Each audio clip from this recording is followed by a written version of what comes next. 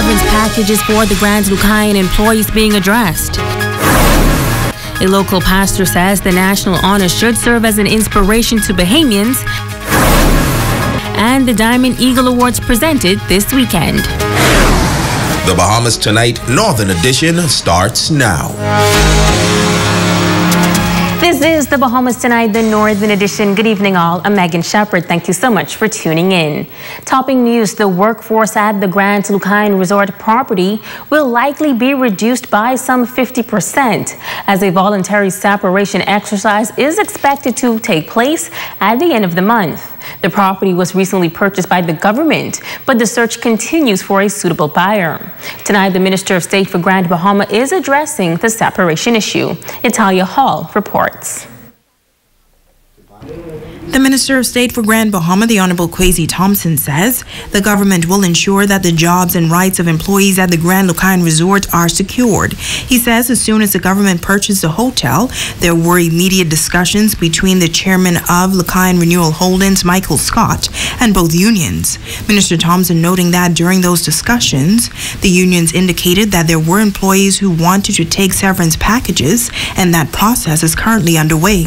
The board is now in discussions with both unions, and the board is going to ensure that their rights are protected. The board is going to ensure that there is a resolution with respect to the employment of those, all of those employees.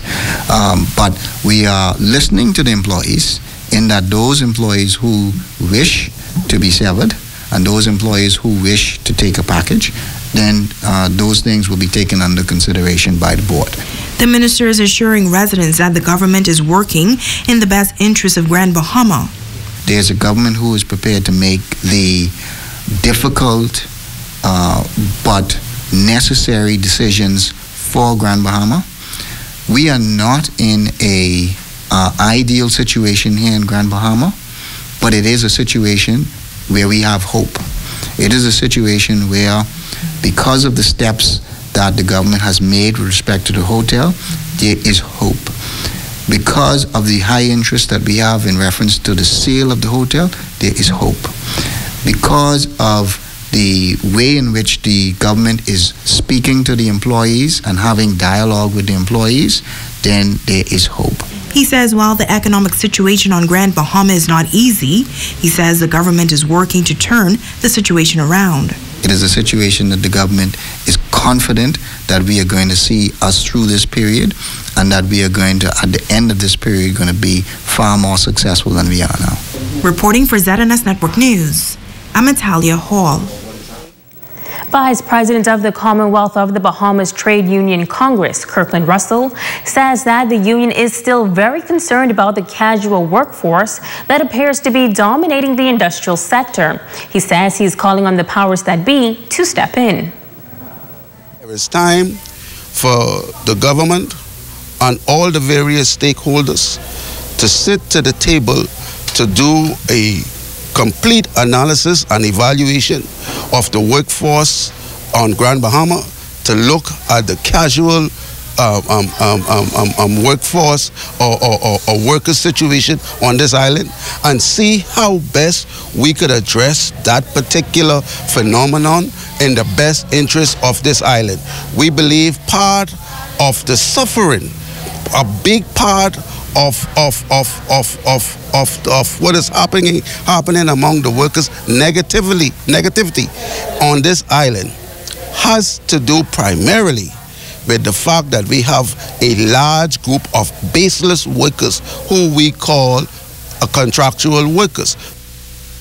Russell says casual or contractual workers are deprived of many benefits. Another bone of contention for Russell is the number of foreign workers within the industrial sector.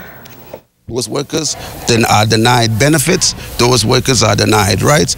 We call upon the powers to be to come to the table, sit with the stakeholders, sit with the various unions, and let us see how best we could discuss and address the matter of the casual workforce on this island. In other news, history was made in the country 1 week ago as the first National Honor Ceremony was held at Government House. Just over 40 persons were recognized for their contributions to nation building. Among them, a noted religious leader from Grand Bahama. Tonight, he talks with our Talia Hall about being singled out for such an honor. Reverend Dr. Emmett Ware is originally from New Providence. He began his pastoral career at a young age and traveled to a number of islands, but in 2000 he was transferred to the Grand Bahama Methodist Circuit, serving as superintendent minister for many years. For almost 20 years, Reverend Ware has been involved in the community and his church. Receiving the Order of Merit National Honor, he says, was a pleasant surprise, calling it a once-in-a-lifetime experience. I didn't expect it at all. I remember somebody telling me that my name was there, but I had to really confirm it. Let me say that I regard it as a great honor. Growing up, I knew about the British honors all the many years, and I always thought about them. But I also thought that it would be very good if one day the Bahamas would have their own honors scheme. And so I remember the Reverend Campbell, a voice in the wilderness for many years, advocating we should have such a system of national honors. And so it was really a source of great joy to receive it. He says for years now, many Caribbean nations have had national honors, and while traveling, persons would ask him who are the national heroes in the Bahamas, and he could not say. When I went to Jamaica as a schoolboy many years ago, already they had national heroes, including Marcus Garvey and several others. And of course, the Barbados has national honors. Most countries in the Caribbean, Trinidad, and we are a bit behind. Reverend Ware says the national honor system is an important step in Bahamian history, especially for the young men in the nation. We need for our young men role models. So many of them are not achieving what they should have done. And when they hear the examples of Sir Lyndon Pindling, Sir Milo Butler, Sir Roland Simonet, and the other great Bahamians, it gives them an incentive to do better. And that's why I think it's so important for us to have this at this particular moment. Our young Bahamians really need people to whom they can look up to and say, I'd like to be like that person.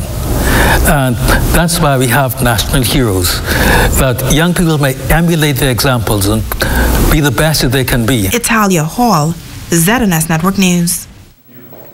A second man arraigned in the magistrate court for the September 30th attempted robbery at Chances Gaming in Hunters. Drexton Bellany, 35, of Freeport, was charged today with attempted robbery and causing grievous harm.